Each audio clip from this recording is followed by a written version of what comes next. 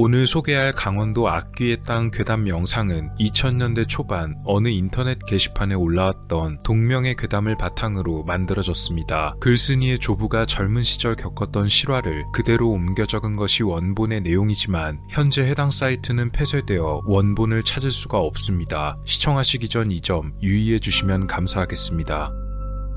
글쓴이의 조부가 젊은 시절 살았던 마을은 강원도 양구와 인제 사이에 위치한 곳이었습니다. 이곳은 원래 사람이 사는 곳이 아니었는데요. 6.25 전쟁이 끝나고 대한민국으로 내려온 피난민들이 고향인 북쪽 땅을 그리워하던 마음에 휴전선에 가장 가까운 땅을 찾아서 터전을 잡았던 것이 마을의 시초였다고 합니다. 이곳은 북한의 창도군과 가까운 지역이었다고 합니다. 처음 마을이 생길 때만 하더라도 이곳에 사는 사람은 약 30명 남짓이었다고 하는데요. 마을이 아닌 거의 공동체 수준이었다고 합니다. 그리고 중간에 다른 사람들도 꽤 들어오게 되며 나중에는 완전히 마을 하나를 만들 정도로 규모가 꽤 커지게 되었다고 합니다.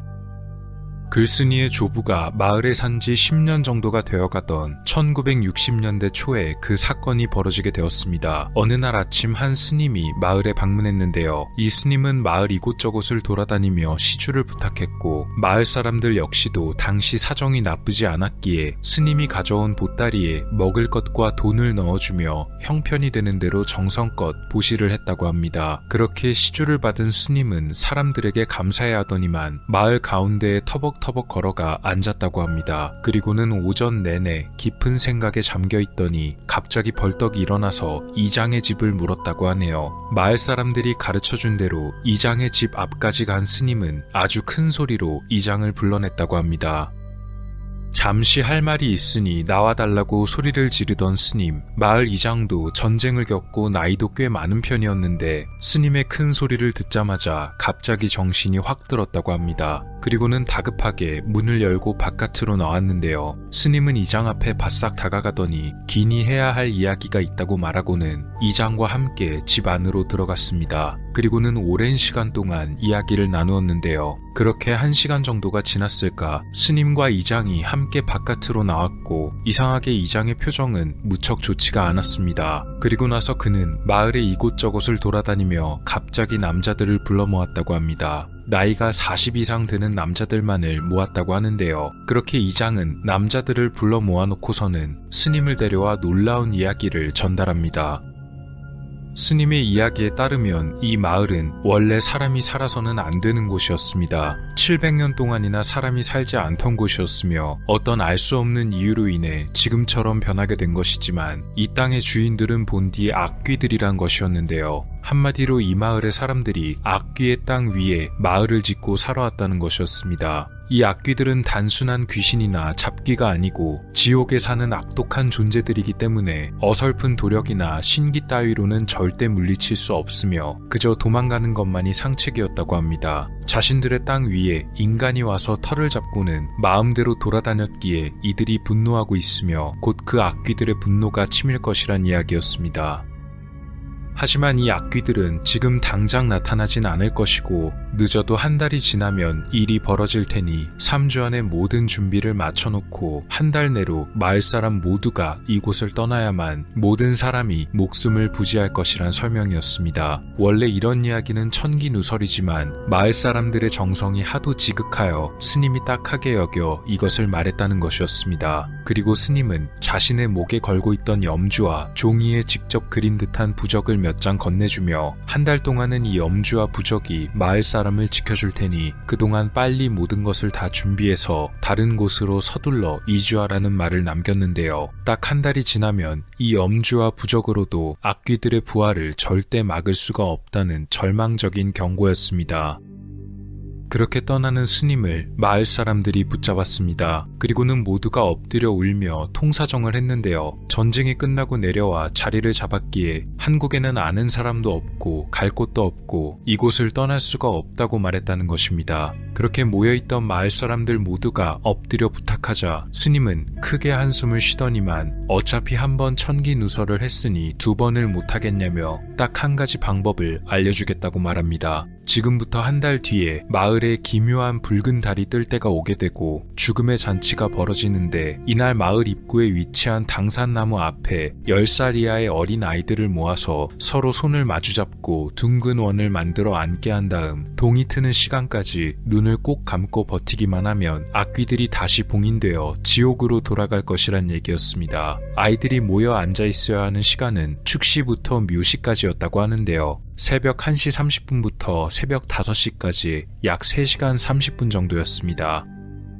만약 이 아이들 중 누군가 한 명이라도 원을 벗어나거나 잡은 손을 놔버리거나 도중에 눈을 뜨거나 하면 단 한 사람도 살아남지 못할 것이란 경고도 남겼습니다. 그렇게 말을 마친 스님은 품속에서 작은 칼을 꺼내서 자신의 4번째 손가락을 깊게 베어 피가 나오게 한 뒤 당산나무에 갖다 대고 피를 계속 스며들게 했다는데요. 그렇게 하는 동안 끊임없이 뭔가를 외우고 있었다고 합니다. 마을 사람들은 그저 지켜볼 수밖에 없었다고 하네요. 그리고 그렇게 기괴한 행동을 마친 스님은 모여있던 마을 사람들을 다시 한번 돌아보며 자신이 했던 경고를 꼭 지켜야 한다고 말합니다. 그리고는 마을 밖으로 빠져나갔다고 하는데요. 이날 이장이 스님에게 받았던 염주와 부적은 글쓴이의 조부집에 보관하게 되었다고 합니다. 마을 청년들 중에 가장 힘이 강해서였다고 하네요. 이후 마을 사람들은 스님의 말을 지키기 위해 10살이 채 안 된 아이들을 전부 불러 모아서 새벽 1시부터 5시까지 당산나무 앞에 둘러앉아 무슨 일이 있어도 눈을 뜨거나 벗어나지 못하도록 혹독하게 연습을 시켰다고 합니다. 약 4시간 남짓한 시간은 결코 짧은 시간이 아니었는데요. 아이들은 도대체 영문을 알 수가 없었지만 무섭게 호통치는 어른들을 보면서 어린 나이에도 심각함을 느꼈던 모양입니다.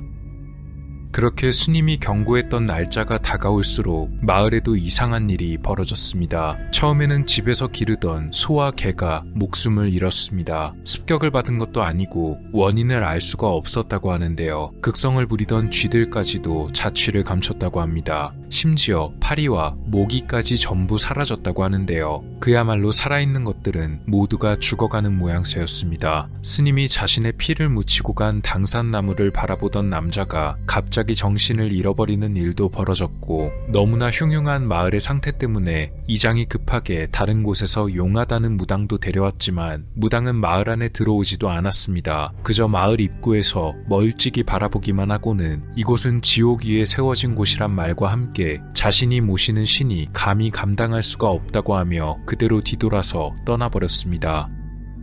그렇게 시간이 지나 스님이 경고했던 날이 되었고 아이들은 초저녁부터 미리 이장의 집에 모여있다가 새벽 1시 30분 축시가 다가오자 자주 연습하던 대로 당산나무 앞에 모여 서로 손을 잡고는 눈을 꼭 감은 채 둥글게 둘러앉았습니다. 그리고 어른들은 아이들만 남긴 채 전부 집으로 돌아갔는데요. 이제 마을의 바깥에 나와 있는 것은 당산나무 앞에 둥그렇게 모인 아이들과 이장의 집에 묶어놓은 귀신을 쫓기 위한 개 몇 마리뿐이었습니다. 그런데 너무나 이상한 느낌을 받은 사람이 있었습니다. 그것은 바로 글쓴이의 조부였는데요. 글쓴이의 조부는 아무리 이 의식을 성공시켜봤자 이 마을에 계속 남아있다간 살아남지 못할 것이라 생각이 들어 결국 참지 못하고 혼자 몰래 빠져나갔다고 합니다. 이때 글쓴이의 조부는 품속에 스님이 넘겨줬던 염주와 부적을 전부 들고 나갔습니다.